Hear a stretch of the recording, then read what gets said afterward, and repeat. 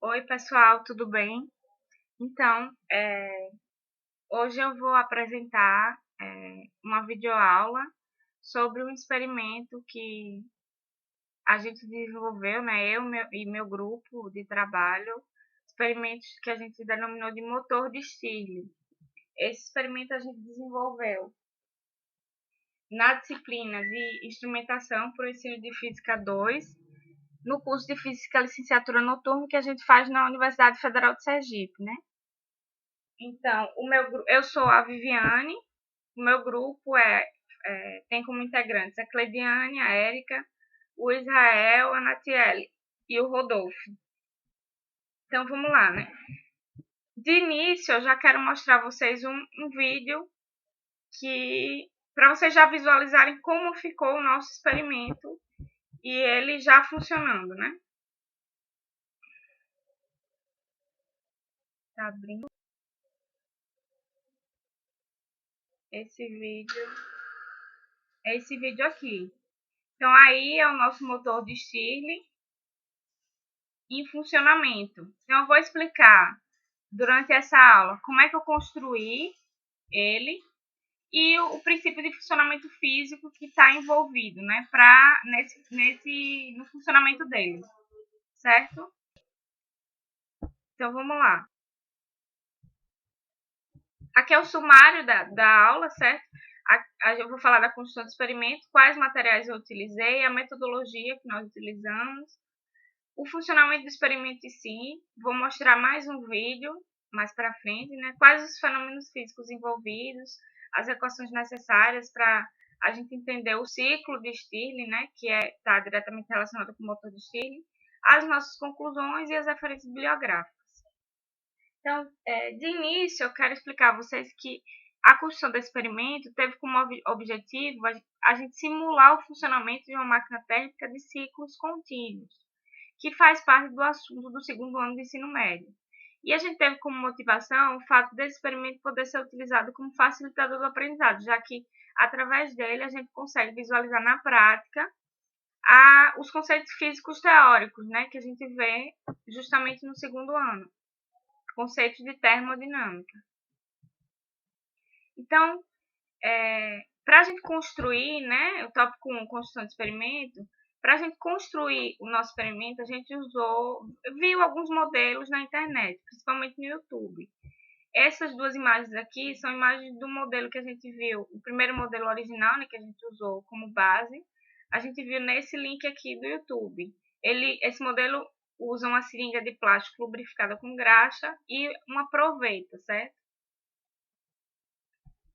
Aqui é o segundo modelo que a gente utilizou, tem um link aqui também para quem quiser acessar. A diferença básica, assim, mais importante, é que nesse aqui, ele, em vez de usar uma seringa de plástico, ele usou uma seringa de vidro, certo? Aqui foram os materiais que nós utilizamos para construir o nosso experimento. A gente usou um tubo de ensaio de vidro de 20 centímetros, né, de comprimento, diâmetro de 2 centímetros, ele tem. 5 bolinhas de gude, uma rolha que se ajuste ao tubo de ensaio. Essa rolha é aquela rolha de garrafa de vinho mesmo. Uma seringa de vidro de 20 ml. Pedaços de madeira para a gente fazer a base e para apoiar a fonte de calor. Esses pedaços de madeira são sucata mesmo. Duas hastes de madeira, cada uma com altura de 18,5 centímetros e 1,5 centímetros de diâmetro. A gente conseguiu em sucata também. Um pedaço de arame, lixa de madeira, spray de tinta para pintar as peças, furadeira, alicate, tesoura e parafusos, fita adesiva ou fita isolante, a fonte de calor, como por exemplo a latinha metálica com álcool, que a gente utilizou no experimento, ou vela, fósforos, né, para acender a fonte de calor, fita métrica ou régua para a gente medir as peças, 6 centímetros de mangueira de aquário, e 6 centímetros de tubo de plástico de mesmo diâmetro da mangueira de aquário. Então, vamos lá. Aqui é uma imagem de parte desses materiais, certo? Que eu utilizei. Então, vamos lá. Metodologia. Como é que a gente construiu? Qual foi o processo de montagem desse motor de Stirling. Inicialmente a gente fez uma base de madeira com os restos de madeira que a gente encontrou como sucata. É essa base aqui, ó. Essa estrutura aqui de baixo, certo? Nessa base a gente fixou as hastes de madeira. Daqui a pouco eu chego nas hastes. Então, essa base maior aqui, ela tem a dimensão de 29,5 por 15 centímetros, certo? Esse pedaço aqui, menor, esse aqui de baixo, branco, ele tem a dimensão de 4,5, aqui 4,5 por 15 centímetros. E esse menorzinho aqui mais escuro, ele tem 3 centímetros por 11, certo? Para fixar essa estrutura aqui, inclusive as hastes, a gente usou a furadeira e parafusos, ok? Aqui é a haste de madeira que a gente encontrou como sucata também. Essa haste de madeira aqui, ó, tem 18,5 cm de altura e 1,5 cm de diâmetro. A gente fez um orifício aqui na lateral da haste. Aqui é uma imagem que mostra a gente fazendo esse orifício. Para quê? Para inserir o arame nesses orifícios. E a gente fez esse formato aqui, que é onde vai ficar apoiado o tubo de ensaio. Então, a gente fez isso aqui manualmente mesmo. Aqui são as peças de madeira já pintadas. A gente pintou com esse spray aqui, né? Spray de tinta azul. Então, aqui, ó, as peças pintadas, certo? A gente utilizou uma rolha de garrafa de vinho para tampar o tubo de ensaio. Essa rolha aqui, ó. E com a furadeira, a gente fez um orifício aqui no meio da rolha, nessa direção aqui, para inserir esse tubo de plástico de 6 centímetros. Esse tubo ele tem que atravessar a rolha, chegar aqui do outro lado. Aqui é o tubo de plástico que a gente encontrou também. A gente não comprou, não. A gente encontrou na oficina que tem no departamento de física, lá da UFES. A gente, no modelo que funcionou, né, que foi o daquele vídeo que eu mostrei lá no início, a gente usou uma seringa de vidro de 20 ml, essa seringa aqui. A ligação entre a rolha, essa rolha aqui, ó, e a seringa de vidro, a gente fez através de uma mangueira de aquário. Então, a gente tem a rolha aqui, aquele tubo de plástico e a mangueira de aquário encaixada aqui no tubo de plástico e encaixada aqui no bico da seringa. Isso tudo aqui tem que estar vedado, não pode vazar o ar que está dentro, tanto do tubo como da seringa, certo? Antes de fechar o tubo, né, com a rolha, a gente inseriu 5 bolinhas de gude dentro do tubo de ensaio. Para finalizar, né, eu já expliquei como é que faz toda essa estrutura aqui. Para finalizar, é só acrescentar a fonte de calor, que a gente utilizou essa latinha de metal aqui, que é uma latinha de Nescau mesmo, o fundo da latinha de Nescau. A gente recortou e ela tem 4 centímetros de altura. Dentro dela a gente colocou o álcool e no momento de ligar, né, o motor, a gente acendeu com fósforo. Funcionamento do experimento. Já eu mostro o vídeo que eu falei lá no início, né? Um outro vídeo. Mas inicialmente eu quero destacar algumas alterações que a gente fez em relação àqueles modelos iniciais que eu mostrei anteriormente. Foram 2 modelos, né? Então, uma das alterações foi que, né, nos 2 modelos que a gente viu na internet, ele usou proveta. No nosso experimento, a gente usou tubo de ensaio. Por quê? Porque a gente não encontrou proveta. Nenhum lugar que fornecesse proveta, o tubo de ensaio a gente conseguiu de graça, lá na própria universidade. Então, a gente testou com tubo de ensaio e funcionou. Uma outra diferença é em relação à seringa. Então, no primeiro teste, a gente, na verdade, tentou fazer com a seringa de plástico, que é igual ao modelo 1. O modelo 1 usava uma seringa de plástico lubrificada com graxa. Então, a gente tentou o mesmo. Tentou lubrificar a seringa de plástico com graxa para ver se funcionava, mas não funcionou, certo? A gente fez esse teste inicial porque a seringa de plástico é bem mais barata do que a seringa de vidro, em torno de R$1 e a de vidro R$45, a de vidro de 20 ml, né? Um segundo teste foi fazer o experimento com a seringa de vidro de 5 ml, que ela é relativamente mais barata do que a de 20 ml. A de 5 ml a gente encontrou por R$ 23. Mas o experimento não funcionou dessa forma também. A nossa terceira tentativa foi já com a seringa de vidro de 20 ml, só que a gente colocou silicone dentro da seringa de vidro para tentar fazer o motor funcionar, achando que colocando silicone o atrito iria reduzir, mas não, foi o contrário. E na quarta tentativa, que foi também com a seringa de vidro de 20 ml, ó, dá para ver aqui, a gente tirou o silicone, né, limpou a seringa, usou ela sem o silicone mesmo, porque percebeu que o atrito era menor. Só que depois de conversar com os colegas da turma, dos outros grupos, né, que também estavam produzindo outros experimentos, a gente conversando, interagindo, eles deram a dica de dar um impulso inicial, porque o motor Stirling tem esse problema de, inicialmente, para ele funcionar sozinho é muito complicado. Então, dá um impulso inicial, daqui a pouco vocês vão ver que impulso é esse no vídeo. Dá para ver no vídeo que eu vou mostrar já já. Era necessário dar um impulso inicial para fazer ele funcionar. Então, a gente fez esse teste nessa quarta tentativa, dando esse impulso, e aí a gente viu que ele funcionou. Então, no primeiro teste, o problema foi a seringa de plástico, que tinha muito atrito. O segundo teste foi a questão da seringa pequena, né? Era de vidro, mas era de 5 ml. O terceiro teste foi a seringa de vidro com silicone. Então, não funcionou, porque o atrito estava grande comparado com a seringa sem o silicone. E o último teste foi a seringa de vidro de 20 ml também, sem o silicone, só que já dando o impulso inicial. Aí a gente conseguiu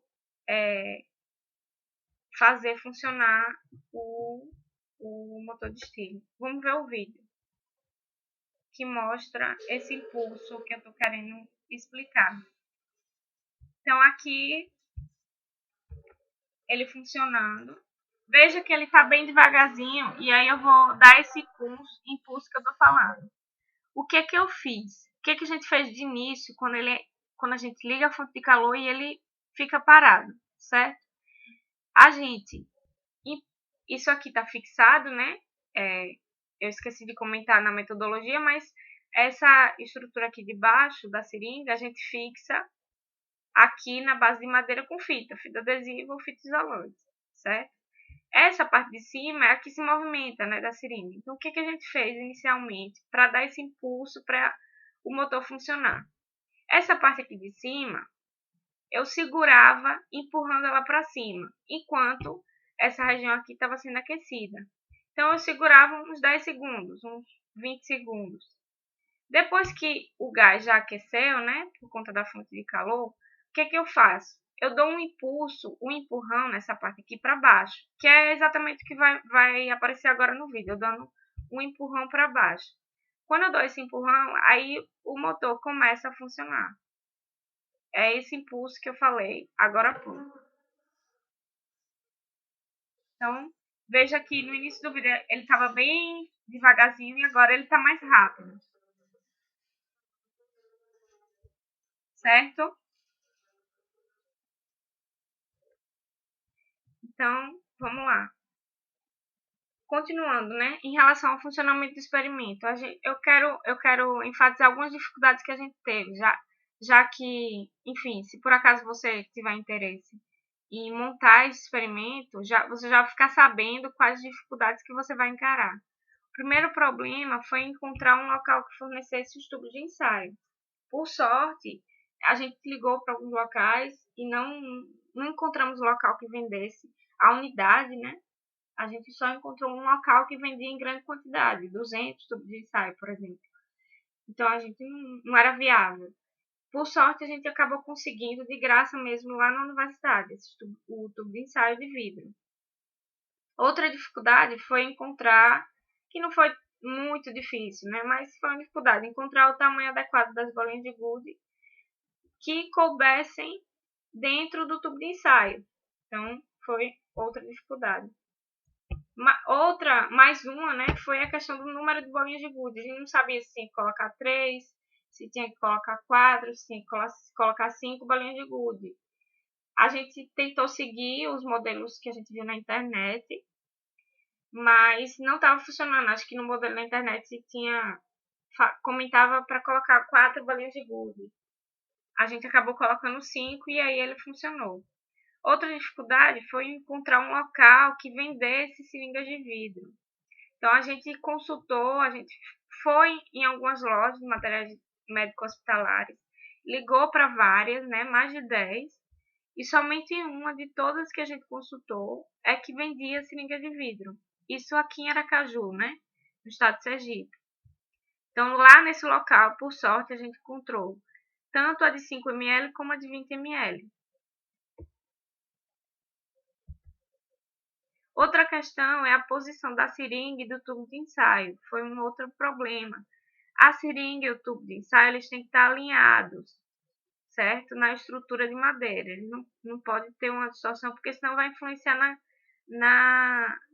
externamente, né? No atrito, inclusive, com a estrutura externa. Outra dificuldade foi encontrar uma fonte de calor adequada.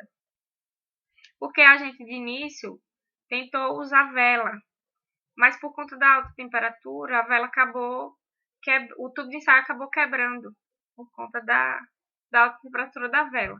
Por sorte, a gente conseguiu outros tubos de ensaio para continuar a construir o nosso experimento, né? Além disso, né, além de todas as dificuldades, eu quero ressaltar também o cuidado que você deve ter com o manuseio dos materiais de vidro ao fazer esse experimento, já que são, né, materiais de vidro cortantes. A gente utilizou tanto a seringa como o tubo de ensaio de vidro, então tem que ter muito cuidado. Vamos agora começar a enfatizar na questão dos fenômenos físicos que estão envolvidos nesse experimento e quais são as equações, as principais, né, que a gente precisa entender e saber para desenvolver esse experimento. Então, a prática em si desse experimento possibilita que a gente aborde diversos conteúdos teóricos de termodinâmica do segundo ano do ensino médio, como, por exemplo, o trabalho versus a variação de volume, qual a influência, né? Se eu vario o volume, qual a influência no trabalho, o conceito de energia interna, a gente deve saber para entender o funcionamento desse experimento. A primeira lei da termodinâmica é muito importante. As transformações gasosas, você tem que saber o que é uma transformação isotérmica, o que é uma transformação isovolumétrica, também chamada de isocórica, o que é uma transformação adiabática, né, que é uma transformação que ocorre lá no ciclo de Carnot. O que é uma transformação cíclica também a gente tem que entender. A segunda lei da termodinâmica, o conceito de máquinas térmicas e o ciclo de Carnot, que eu acabei de falar, né? O ciclo de Carnot ele é um ciclo semelhante ao ciclo de Stirling. Então, se você entender o ciclo de Carnot quando estiver estudando, com certeza você vai entender o que eu vou falar agora já sobre o ciclo de Stirling, né? Que é a teoria do motor de Stirling, do nosso experimento. Então, as principais equações que eu quero que vocês memorizem para vocês entenderem o que eu vou falar logo mais, são essas aqui, ó. Essa aqui, a energia interna de um gás, ela está diretamente relacionada com a sua temperatura absoluta. A gente vê por essa equação aqui. Então, uma variação da temperatura, esse ΔT aqui, uma variação da temperatura do gás vai indicar a variação da sua energia interna. Então, se não ocorrer variação de temperatura, não ocorre variação da energia interna, certo? Esses conceitos você já tem que ter na cabeça, você já tem que ter estudado no assunto termodinâmico para vocês entenderem melhor o funcionamento do motor de Stirling, né? O ciclo de Stirling. Outra equação importante é essa aqui, ó. Trabalho é igual a pressão vezes variação de volume. Ou seja, por exemplo, né? Se não ocorrer variação de volume no sistema, né? Não vai ocorrer realização de trabalho, certo? Se ΔV é igual a zero, o trabalho é igual a zero. E uma outra equação muito importante para vocês entenderem os próximos slides é a equação da primeira lei da termodinâmica. que diz o quê? O calor, esse que é aqui, o calor fornecido ou retirado de um sistema vai resultar na realização de trabalho mais a variação da energia interna do sistema. Então, essas equações aqui, essa aqui e essa, são as principais para vocês entenderem as transformações que ocorrem no ciclo de Stirling, que eu vou falar logo mais, certo? Então, o princípio básico de funcionamento do motor Stirling é baseado em um ciclo fechado. Veja por esse gráfico aqui, a gente tem um ciclo fechado, onde o gás, o gás de trabalho, ele é mantido dentro dos cilindros. No caso do nosso experimento, os cilindros seriam o tubo de ensaio e a seringa de vidro. Então, o gás ele é mantido aqui dentro. Não pode ter escape de gás. E o calor ele é adicionado e removido através de trocadores de calor. Então, o calor é adicionado aqui e removido aqui. Aqui é a região da fonte fria, onde está ocorrendo o resfriamento do gás. Certo? Então, aqui é um gráfico que eu vou explicar o ciclo de Stirling em si, Esse ciclo aqui é um gráfico de pressão por volume. Então, o ciclo de Stirling ele consiste em 4 processos, sendo 2 transformações isotérmicas, que são essas duas aqui, de 2 para 3 e de 4 para 1.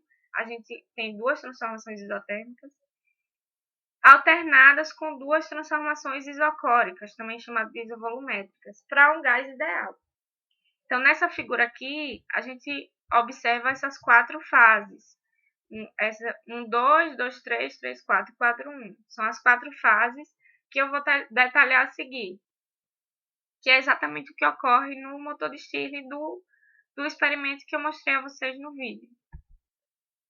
Então, a fase 1, 2, Aqui no gráfico, veja, a fase 1, 2. O que é que acontece nessa fase 1, 2? Está acontecendo o aquecimento isocórico, que a gente também chama de isovolumétrico.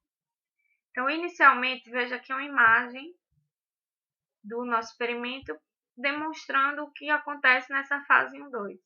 Inicialmente, o tubo de ensaio está com as bolinhas de gude aqui, deslocadas para perto da fonte de calor, certo? As setinhas vermelhas indicam que a fonte de calor está ligada e está aquecendo. Portanto, nesse momento, inicia-se um aquecimento do gás a volume constante, aumentando assim a temperatura de TC, 1, 2, de TC para TH, ocorre um aumento da temperatura, como a gente pode ver aqui nesse gráfico. Então, sendo o gás aquecido pela fonte de calor, a pressão deste, do gás, aumenta a volume constante durante o aumento da pressão. Então, veja que de 1 para 2, o volume é constante. Aqui no gráfico você não vê variação de volume. E a pressão está aumentando, que é a pressão por volume, Então, você vê que a pressão em 1 é menor e a pressão em 2 é maior. Ok? Então, nessa transformação, como não há variação de volume, de 1 para 2 não há variação de volume, também não vai ter realização de trabalho, por aquela equação que eu mostrei a vocês agora há pouco. Então, o trabalho vai ser igual a zero. Então, pela equação da primeira lei da termodinâmica, que é essa aqui, o calor recebido pelo gás, Q1, Q1, ele está recebendo gás aqui da fonte de calor, certo? Então, Q1 vai ser transformado em variação da energia interna do sistema. Então, Q1 vai ser igual a ΔU. Já na fase 2, 3, o que ocorre é uma expansão isotérmica. Expansão por quê? Porque de 2 para 3 a gente está aumentando o volume do sistema. Certo? Então, expansão. E isotérmica, porque aqui a gente já tem uma isotérmia. Não ocorre variação de temperatura nessa transformação. Então, finalizado o processo da fase anterior, inicia-se aqui o processo de expansão isotérmica a temperatura constante. Nesse estágio, o que acontece? O tubo de ensaio e as bolinhas de gude se distanciam da fonte de calor. Veja, o tubo de ensaio ele leva a distância da fonte de calor e as bolinhas de gude também. Então, ele abaixa o êmbolo da seringa. Veja a setinha aqui para baixo, certo? Nessa transformação, já que não há variação de temperatura, já que a gente tem uma isotérmica, uma transformação isotérmica, se não há variação de temperatura, não vai ocorrer variação da energia interna. O ΔU vai ser igual a zero. Ou seja, todo o calor recebido pelo gás resultará em trabalho, certo? Então, Q1 é igual a trabalho. Todo o calor recebido pelo gás, ó, veja aqui a setinha para dentro, né? O sistema está recebendo calor. Todo o calor recebido vai resultar em realização de trabalho. Vamos para a próxima fase. A fase de resfriamento isocórico ou resfriamento isovolumétrico. Essa fase aqui, 3, 4. De 3, do ponto 3 para o ponto 4. É a transformação isocórico, resfriamento isocórico. Nesse momento, as bolinhas de gude elas são movimentadas para a direita, fazendo com que o ar passe para o lado esquerdo aqui. Rejeitando o resfriamento, o gás, né, que é o ar no caso, resfriado aqui, que é o ar, né, por conta do ambiente externo. Reduzindo assim a pressão. De 3 para 4, veja que ocorre uma redução da pressão do gás, já que ocorre um resfriamento, né? Se ocorre um resfriamento, a temperatura vai reduzir de pH para TC, certo? Nessa transformação, veja que também não ocorre variação de volume. Então, se não tem variação de volume de 3 para 4, também não há realização do trabalho. Então, o trabalho ele é zero, ou seja, todo o calor Q2, né, cedido pelo gás, será transformado em variação da sua energia interna, da energia interna do sistema, ok? E a fase 4.1, a última fase, de 4 para 1, a gente chama de compressão isotérmica. Compressão por quê? Porque o volume de 4 é maior do que o volume de 1. Então, eu estou comprimindo o gás. Estou reduzindo o volume do sistema. Devido à pressão acrescida no gás, veja que como eu faço uma compressão, eu estou aumentando a pressão, né? A pressão está sendo acrescida no gás. O gás ele vai empurrar o pistão, ó, aqui. Veja a setinha amarela para cima. Ele vai empurrar o pistão, realizando assim trabalho de compressão sobre o ar. Enquanto ele absorve calor da fonte quente e rejeita esse calor aqui no sistema de resfriamento, mantendo dessa forma a temperatura constante. Então, de 4 para 1, a gente tem uma transformação isotérmica. A temperatura é constante aqui, ó. A temperatura é a temperatura TC. Como não há uma variação de temperatura, já que ela é constante, também não vai ocorrer variação da energia interna. Então, o ΔU é zero. Então, pela primeira lei da termodinâmica, todo calor cedido pelo sistema, né, pelo gás, vai resultar em realização de trabalho. Então, Q2 vai ser igual ao trabalho. Ok? Uma questão importante, né, que vale lembrar, é que uma máquina térmica, veja, aqui é o ciclo ideal, que eu acabei de explicar a vocês, mas na realidade o que acontece é isso aqui. Aqui seria o ideal e aqui é o real. Então, uma máquina térmica bem projetada, mesmo uma máquina térmica bem projetada, ela não vai conseguir reproduzir esse ciclo ideal aqui perfeitamente. Fica difícil definir exatamente qual etapa está acontecendo em cada momento. Por quê? Porque ela se sobrepõe. Veja por aqui, ó, por esse gráfico. Não tem como você definir onde está começando um ou terminando o outro. E o ar, ele sempre vai estar dividido e fluindo de uma parte para outra e vice-versa, em quase todos os instantes. Então, a gente não consegue fazer essa separação como está aqui bonitinho no ciclo ideal. Ok? Certo? Conclusões, né, do nosso trabalho. O custo, né? O custo a gente considerou alto, porque principalmente por causa da seringa de vidro de 20 ml, que custou R$ 45. Vale ressaltar que quando a gente estava construindo esse experimento, a gente, sem querer, óbvio, né? A gente derrubou uma seringa de vidro no chão e quebramos. Então, a gente teve que comprar outra. Então, o custo foi maior ainda para o nosso grupo. Apesar disso, né, do custo ser alto, a gente achou o experimento excelente didaticamente, porque a gente consegue abordar vários conceitos físicos, termodinâmicos, que a gente vê, né, na teoria da termodinâmica, lá no segundo ano. Então, ele funcionou no final, né, depois de diversos imprevistos, ele acabou funcionando como esperado e com certeza vai poder ser reutilizado bastante com os alunos do segundo ano do ensino médio. É isso, aqui a gente tem algumas referências bibliográficas, inclusive a dos vídeos dos modelos que a gente utilizou, né? Está lá no YouTube. Outras referências, caso vocês queiram acessar.